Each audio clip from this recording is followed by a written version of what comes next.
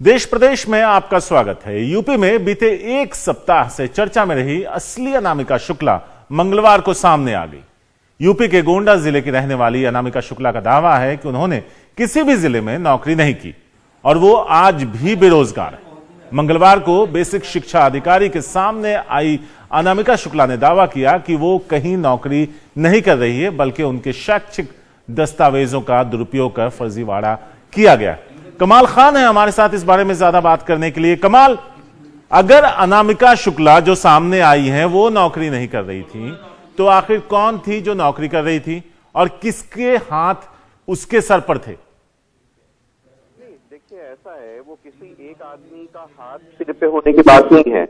यहाँ बहुत सारे शिक्षा माफिया काम करते हैं और एजुकेशन डिपार्टमेंट में से जुड़े हैं। बहुत सारे एजुकेशन डिपार्टमेंट के लोग उस रैकेट में शामिल हैं। तो अनामिका शुक्ला जो है, ये किसी 2017 में कस्तूरबा बालिका विद्यालय, जो आवासीय विद्यालय होते हैं, उसमें नौकरी करने के लिए इन्होंने कई जिलों में अप्लाई किया था। वहाँ मेरिट से सिलेक्शन होता है, तो उनके नंबर बहुत ज्यादा थे, मेरिट से उनका सिलेक्शन हुआ, लेकिन वो काउंसलिंग के लिए नहीं गई क्योंकि उसी वक्त उनको बच्चा हो गया था। तो उनके लिए नौकरी करना संभव नहीं था, तो उन लोगों ने ज्वाइन नहीं किया, कहीं भी काउंसलिंग के लिए नहीं गई।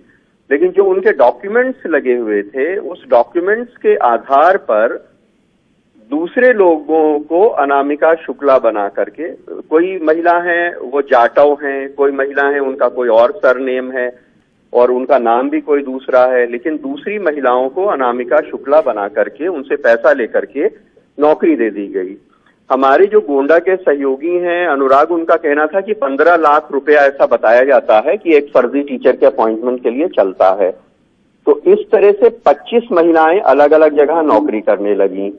अब सरकार ने टीचर्स की अटेंडेंस चेक करने के लिए एक ऐप बनाया है, प्रेरणा ऐप, जिससे उनको सेल्फी खींच करके भेजना पड़ता है और अपने डिटेल्स उसमें डालने होते हैं। लेकिन एक ही वंशियत, एक ही नाम, एक ही पैन कार्ड, एक ही डेट ऑफ बर्थ अगर कई जगह आ रही होगी तो वो चेक हो जाता है। तो उस प्रेरणा ऐप से ये पता चला कि 25 अनामिका शुक्ला एक साथ 25 स्कूलों में एक साथ उपस्थित हैं, जो कि संभव नहीं है। ऐसा सिर्फ ईश्वर के लिए कहते हैं, वो सब जगह है। मनुष्य 25 जगह एक साथ उपस्थित हो नहीं सकता। तो लिहाजा इसकी जांच पड़ताल हुई और अलग अलग जगहों पे अलग अलग अनामिकाएं पकड़ी जाने लगी।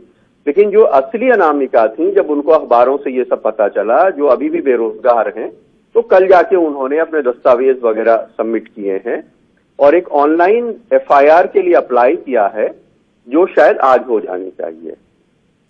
शुक्रिया कमाल, विस्तार से इस पूरे मामले को समझाने के लिए। तो अब अनामिका शुक्ला सामने आई हैं, जिनके नाम पर 25 अलग अलग लड़कियां अलग अलग शहरों में उनके नाम और उनके डॉक्यूमेंट्स पे नौकरियां कर रही थी। यूपी में 69,000 शिक्षकों की भर्ती घोटाले की जांच STF को दे दी गई है। पुलिस ने इस मामले में 11 लोगों को गिरफ्तार कर उनके पास से करीब 24 लाख रुपए बरामद किए। गिरफ्तार हुए इन लोगों में इम्तिहान के टॉपर भी हैं। ये धर्मेंद्र पटेल हैं, जो 49 लाख लोगों में अव्वल आए हैं, जो टीचर बनने के इम्तिहान में बैठे थे। कुछ वक्त पहले राहुल नाम के एक शख्स ने आरोप लगाया था कि उसने टीचर बनने के लिए 7.5 लाख रुपए दिए, लेकिन फिर भी लिस्ट में नाम नहीं आया। जांच हुई तो घोटाले में टॉपर भी पकड़े गए। ये बताइए, क्या दिक्कत हो गई थी, क्यों आप गिरफ्तार हो गए हैं? हाईलाइट कोई कर दिया है इसीलिए। अच्छा, आपको भारत के राष्ट्रपति का नाम मालूम है? कह रहे हैं कि आप लोग जो है गलत तरीके से पकड़े गए हैं, क्या कहना चाहते हैं? अभी अब जो हो गया है, अब उसके बाद देखा जाएगा। जो गलत तरीके से है, सही तरीके से है, जब पकड़े गए हैं तब उसका निर्णय बाद में होगा। जांच हुई तो पता चला कि प्रयागराज में टीचर भर्ती इम्तिहान के एक सेंटर पे यह सब फ्रॉड हुआ। फिर 11 लोग पकड़े गए, उनके पास से करीब 24 लाख रुपए बरामद हुए। काफी रकम उन्होंने पानी की एक टंकी में छिपा रखी थी। ये जो शिक्षक भर्ती है, उसके दौरान जो प्रश्न पत्र आते थे, उनको ब्लूटूथ के माध्यम से और अन्य तरीकों से, और कई बार केंद्र के प्रबंधकों को अपने साथ मिलाकर और ये प्रश्न पत्र को लीक करा के और उसका आंसर शीट बना के विभिन्न छात्रों से पैसे लेके उनके एवज में आंसर शीट उपलब्ध करा के उनकी भर्ती कराने का एक पूरा रैकेट है। विपक्ष ने भी इस मुद्दे पे सरकार पे हमले किए। पूर्व मुख्यमंत्री अखिलेश यादव ने ट्वीट किया कि उत्तर प्रदेश की भाजपा सरकार का इन्वेस्टमेंट समिट व डिफेंस एक्सपो का कागजी इवेंट न निवेश ला सका न रोजगार। यदि मुख्यमंत्री जी 69,000 शिक्षक, वीडियो, एलटी, एटीए व यूपीपीएससी की अन्य नौकरियां अटकाएं लटकाएं ना और जाते जाते नौकरियों का दिव्य दान दे जाएं तो युवा उनकी विदाई मुस्कुरा के करेंगे। और प्रियंका गांधी ने इस पे बहुत सारे उम्मीदवारों से बात करने के बाद फेसबुक के जरिए सरकार पे हमला किया। एक जनरेशन के भविष्य का सवाल है, उस सवाल को हम उठा रहे हैं। हम सब जिम्मेदारी लें और आप जिम्मेदारी लें कि ये आपकी सरकार में ये सब हो रहा है। पारदर्शिता से जो भी कार्रवाई करनी है आप करवाइए, चाहे इम्तिहान को रद्द कराने की कार्रवाई हो, चाहे पूरी तरह से जांच कराने की कार्रवाई हो।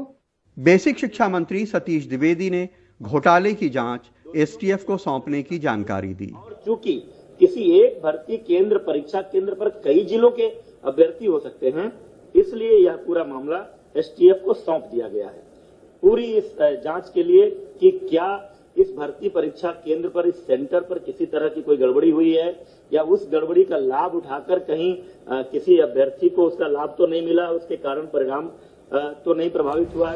यूं तो हर तरह का भ्रष्टाचार खतरनाक होता है, लेकिन शिक्षकों की भर्ती का यह भ्रष्टाचार सबसे ज्यादा खतरनाक है, क्योंकि दुनिया में हर बच्चे का भविष्य उसकी बुनियादी तालीम के ऊपर निर्भर करता है। और जो शिक्षक भ्रष्टाचार करके बच्चों को पढ़ाने के लिए टीचर बनेंगे, वो कैसे टीचर साबित होंगे, ये समझा जा सकता है। इलाहाबाद में नितिन और लखनऊ में कैमरामैन राजेश गुप्ता के साथ कमाल खान, एनडीटीवी इंडिया। अनलॉक 1 में ट्रेनों के पहिए चलने लगे हैं। रेलवे स्टेशन पर भी थोड़ी बहुत भीड़ आने लगी है, लेकिन सारी दुनिया का बोझ उठाने वाली कुली इन दिनों परेशान है। उनके सामने 2 जून की रोटी का संकट है। मध्य प्रदेश की राजधानी भोपाल के हबीबगंज रेलवे स्टेशन पर जहां रोज 40 से 45 कुली रहते थे, अब वहां बमुश्किल 3 से 4 कुली काम कर रहे हैं।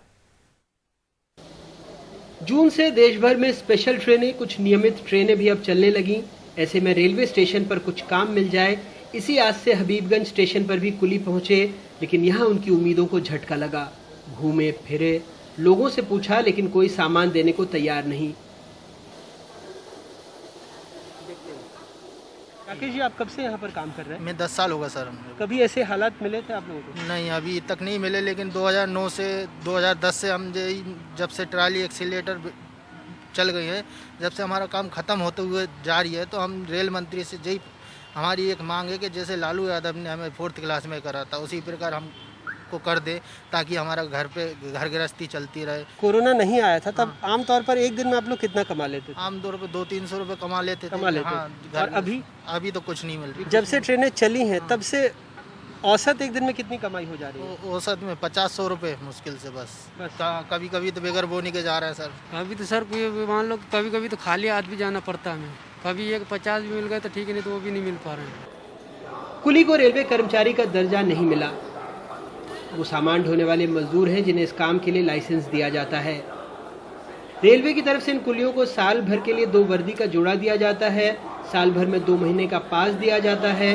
कोरोना काल में काम नहीं है, ऊपर से बीमारी का डर, ऐसे में वो सरकार से सहायता चाहते हैं। अभी तो लगेज तो वैसे कम ही आ रहा है, पैसेंजर्स नहीं आ रहा है, क्योंकि ट्रेनें भी नहीं चल रही और रेलवे पे कोई सहायता भी नहीं मिल रही है। तो सरकार से तो यही मांग है कि कोई आर्थिक सहायता दी जाए, क्योंकि हमारे पास तो कुछ भी नहीं है। जो दैनिक वेतन, जो मजदूरी होती है, न्यूनतम मजदूरी, वो तो मिलनी चाहिए। वैसे सरकार ने कुछ और किया हो या नहीं, कुलियों का नाम बदलकर सहायक कर दिया। 165 साल से ज्यादा के रेलवे और कुलियों के इतिहास में इतना क्या काफी है? सरकार ट्रेन की सीटी पर डिब्बों की तरफ भागने वाले कुली इन दिनों ट्रेन से दूर ही हैं। रोज आते हैं, इन पटरियों को निहारते हैं, ट्रेन को देखते हैं और घर चले जाते हैं। कोरोना के दौर में अपना पेट तक नहीं भर पा रहे। भोपाल से कैमरा पर्सन रिजवान खान के साथ अनुराग द्वारी, एनडीटीवी इंडिया। पंजाब के अमृतसर में 500 से ज्यादा पॉजिटिव केस हैं और अब तक वहां कोरोना से 11 लोगों की मौत हो चुकी है। बावजूद इसके अस्पतालों में लापरवाही बरती जा रही है और सोशल डिस्टेंसिंग के नियम कायदों का पालन नहीं किया जा रहा। मंगलवार को यहां के सिविल अस्पताल में गर्भवती महिलाओं को काफी आसपास बैठाया गया। इनमें से कुछ के लिए बैठने का भी इंतजाम नहीं था। मजबूरी में उन्हें जमीन और सीढ़ियों पर बैठना पड़ा। लुधियाना में जिम खोलने की मांग को लेकर जिम संचालक ने शहर के समराला चौक पर प्रदर्शन किया। संचालकों की मांग है कि अनलॉक 1 में सरकार जिम खोलने की भी इजाजत दे। जिम संचालकों ने थाली चम्मच खड़काकर और खाली डब्बे लेकर प्रदर्शन किया। इस प्रदर्शन में बच्चे भी शामिल हुए।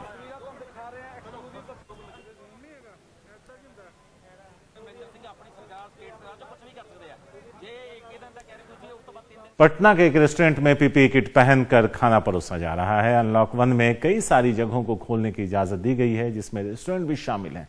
लेकिन लगता है हालात पहले जैसे होने में अभी काफी वक्त लगेगा। किसी रेस्टोरेंट में इस तरह का नजारा आपने पहले नहीं देखा होगा।